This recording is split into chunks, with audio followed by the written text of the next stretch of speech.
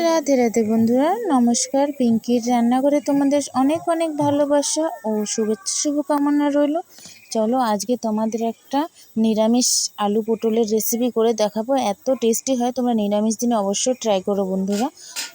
আর সেটা করবো, একটু মাসকলাই ডাল নিয়ে নিচ্ছি। দেখো আমি আমার হাতে তালুতে করে 2 মুঠ নিচ্ছি মাসকলাইয়ের ডাল, আর 2 মুঠ নেব মুগের ডাল। ঠিক আছে বন্ধুরা, তো মাসকলাইয়ের ডালের তো একটা সেন্ট আছে, তোমরা জানোই।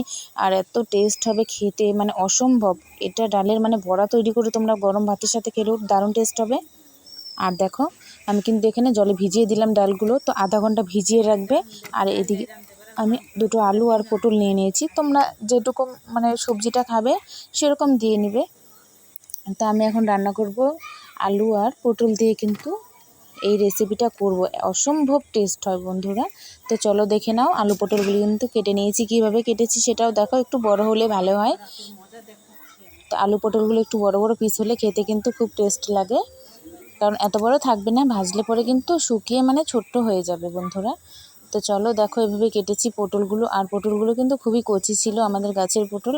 আর এই যে দেখো আলুগুলো কিন্তু কিভাবে পিস করে কেটে নিয়েছি, একটু বড় বড় সাইজ করে কেটেছি। তারপরে দেখো ডালটা কিন্তু আমি আধা ঘন্টা ভেজানোর পরে কিন্তু এই যে পাটায় বেটে নিচ্ছি বন্ধুরা। তোমাদের মিক্সি থাকলে মিক্সিতে দিয়ে দেবে, আমি কিন্তু পাটাতে করে নিচ্ছি। দেখো এরকমভাবে একটু বেটে নেবে, 1-2টা বাটা দিলে 1-2বার বাটবে, তাহলেই হয়ে যাবে বন্ধুরা, মিহি হয়ে যাবে। আর এদিকে দেখো শুকনো খোলায় আমি জিরে ধনে রাঁধুনি ভেজে নিয়েছি। আর এদিকে কিন্তু ডালটা বেটে তার মধ্যে পরিমাণ মতো লবণ হলুদ দিয়ে দিচ্ছি। আর তারপর যেটা দেবো, সামান্য, বেশি দেবো না, হচ্ছে তোমার চালের গুঁড়ো দেবো একটু, আর একটু কিন্তু ময়দা দেবো। তো ময়দায় কিন্তু তোমার বড়াটা হচ্ছে একদম ফুসফুসে হবে, খুব সুন্দর হবে। ঠিক আছে বন্ধুরা, তো দেখো আমি একটু চালের গুঁড়ো আর একটু ময়দা দিয়ে দিলাম। এবার কিন্তু ভালো করে এটাকে মিশিয়ে নিতে হবে, কারণ যেরকমটা মিশবে সেরকম কিন্তু বড়াটা তৈরি হবে। তো এই মেশানোটার মধ্যে কিন্তু একটা মানে জাদু আছে। তো ভালো করে হাত দিয়ে কিন্তু নেড়ে চেড়ে আঙ্গুলের সাহায্যে ভালো করে তোমরা মিশিয়ে নেবে। তারপর দেখো কড়াই বসিয়ে দিলাম, আর কড়াই বসিয়ে দেওয়ার পর কিন্তু আমি সর্ষের তেল ব্যবহার করছি। সর্ষের তেল দিয়ে দিলাম, আর এক এক করে কিন্তু বড়াগুলো আমি তেলের মধ্যে ছেড়ে দিচ্ছি বন্ধুরা। তো এক এক করে আমি কিন্তু প্রত্যেকটা যতগুলো আছে আমি সবগুলো একবারে বসিয়ে দেবো। বড়াগুলো বসিয়ে দিয়ে একটু কড়াইটা ঘুরিয়ে দিলেই কিন্তু দেখবে সবগুলো বড়াতেই মানে তেল পেয়ে যাবে। তো সেজন্যই দেখো একবারে বসিয়ে দিচ্ছি। তারপর দেখো বন্ধুরা বসিয়ে দিয়েছিলাম, আর এইদিকে দেখো এখন কিন্তু আমি উল্টে পাল্টে ভেজে নিচ্ছি লাল লাল করে। ঠিক আছে বন্ধুরা, আর ডালের বড়াগুলো কিন্তু দারুণ টেস্ট হয়, খেতে অসম্ভব টেস্ট হয় বন্ধুরা, অবশ্যই বাড়িতে ট্রাই করো। ঠিক আছে, আর এইভাবে এই রেসিপিটা যে একবার খাবে সত্যি বারবার খেতে চাইবে।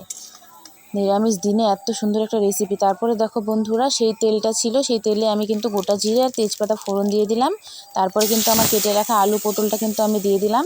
দিয়ে পরিমাণ মতো যতটা সবজি থাকবে সেই পরিমাণ মতো কিন্তু হলুদ লবণটা দিতে হবে। ঠিক আছে বন্ধু, তো আমি দেখো হলুদ লবণটা দিয়ে দিলাম।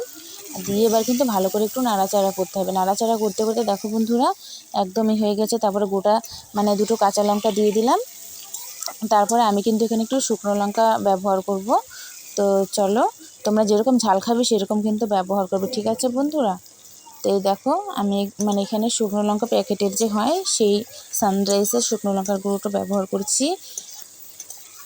তো বন্ধুরা তোমরা এটা কাঁচা লঙ্কা দিয়েও করতে পারো। তো আমি এখানে 2টো কাঁচা লঙ্কা গোটা দিয়েছি, আর কিন্তু শুকনো লঙ্কার গুঁড়ো দিলাম একটু সামান্য, মানে দিয়েছি, বেশি মানে ঝালের প্রয়োজন নেই। তো একটু ঝাল যাতে হয় সেই কারণে দেওয়া, কারণ বাচ্চা কাচ্চাও খেতে পারবে সামান্য ঝাল দিলে। আর শুকনো লঙ্কার গুঁড়োটা দেওয়া, আর একটু কালারটাও কিন্তু সুন্দর আসে দেখবে বন্ধুরা। তারপর দেখো আমি কিন্তু ভালো করে কষিয়ে হালকা ঝোল দিয়ে দিলাম, কারণ বেশি ঝোল লাগবে না, কারণ ভাজা ভাজা করে নিয়েছিলাম সবজিগুলো। তারপর দেখো বন্ধুরা আমি সেই বড়াটা কিন্তু দিয়ে দিয়েছি। আর সবজিটা যখন নরম হয়ে গেছে তখন কিন্তু দেখো কয়েকটা আলু উঠিয়ে নিয়েছি, আর এদিকে সাইডে আমি থালে দেখো মশলাটাও বেটে নিয়েছি। এবার আমি সেই তরকারির ঝোল উঠিয়েই কিন্তু আলুগুলো হাতা দিয়ে ম্যাশ করে নিচ্ছি, মানে ডলে ডলে গলিয়ে নিলাম। আর এদিকে মশলাটাও ভালো করে কিন্তু মিশিয়ে নিলাম। ঠিক আছে বন্ধুরা, তো দেখো আলুগুলো কিন্তু খুব সুন্দর নরম হয়ে গেছে, আর সবই নরম হয়ে গেছে। তারপর দেখো এভাবে মিশিয়ে ভালো করে মশলাটার সাথে মিশিয়ে নেব। মিশিয়ে কিন্তু এভাবে ঢেলে দিলে কিন্তু তরকারিতে ভালোভাবে সহজেই মিশে যায় মশলাটা। তোমরা এভাবে দেবে একটু জলের সাথে গুলে, বা তরকারি ঝোলের সাথেই দাও বা জলের সাথেই দাও, তাহলে কিন্তু ভালো হবে। তারপর দেখো আমি এক পাশ থেকে কিন্তু ঢেলে দিলাম সেটা।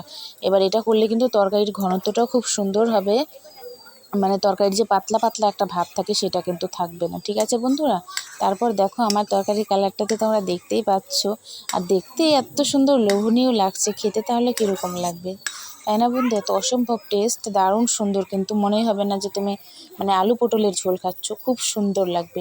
তো অবশ্যই বাড়িতে ট্রাই করো বন্ধুরা। আর আমার শেষ ফিনিশিংয়ে আমার তরকারির কালারটা ঝোলটা কিন্তু এরকম হলো।